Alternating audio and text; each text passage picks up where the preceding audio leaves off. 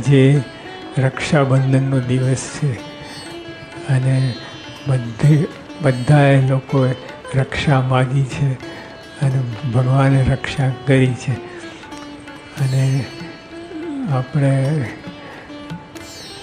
જો ખરેખર આપણે સ્વભાવ અને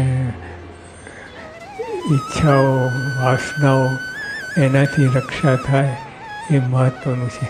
એ મોક્ષ માર્ગે લઈ જશે, કેમ કે બીજી રક્ષા તો અહીંના અહીંયા જ પડી રહેશે.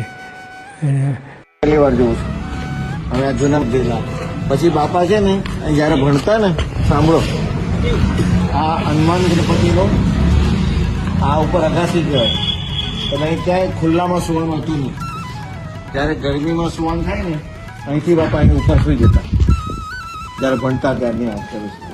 અને આ જે ઉપર એમનું રહેવાનું, અહીં નીચે સભા મંડળ થાય. આવું પાછળથી કર્યું નવું રૂમ પણ માટે. પહેલાં હતું આટલું આ સભા મંડળ. અને આ સભા મંડળની અંદર મારી બાપા જ્યારે રહેતા તો વખતે શાસ્ત્રીમાં જ એવું કીધેલું કે તારા ભણવાનો ખર્ચો, શાસ્ત્રીનો ખર્ચો હું આપીશ, તારે જમવાનું છે ને, ખાવાનું પીવાનું તારી જાતે ભીખ માગીને કરી લેવાનું. એટલે સ્વામી બાપા પોતે એવરી એકાદશી ગામમાં ભીખ માગવા જતા, જોડી માગવા જતા, નારાયણ હરે સચ્ચિદાનંદ પ્રભુ. અને અનાજ આ બધું સાફ સફાઈ થાય તો આ લાકડા ભેગા કરવાના ચૂલો સળગાવવા માટે, પછી બધું અનાજને બધું સાફ કરવાનું, શાકભાજી સમારવાની, લોટ બાંધવાનો, પછી ચૂલો સળગાવવાનો ને, પછી એના પર તપેલા કાળા થઈ જાય ચૂલામાં. એટલે કાળા તપેલા ના થાય ને એને માટીને ભીની કરીને આખું લેયર કરવાનું. કંટેવાળો કે માટીનું લેયર કરવાનું. એટલે એ આખા તપેલા બાપાએ ગરમ પાણી મૂકી દેવાનું. એક બ્રહ્મચારી હતો એનો હાઈડ હતો, એ કાંઈ ન કરે. આ બધું સ્વામી અને અક્ષરજીવન બે હતા, એ બે બધું કરતા હતા. તો અહીંયા આગળ સ્વામીએ આટલી બધું હાર્ડવર્ક કરીને સ્ટડી કર્યો સંસ્કૃતનો.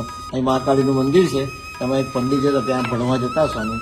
અને અહીંથી આમ બધા ગામડે આ ઘરે સ્વામી એકાદશી દિવસ ભીખ માગવા જતા.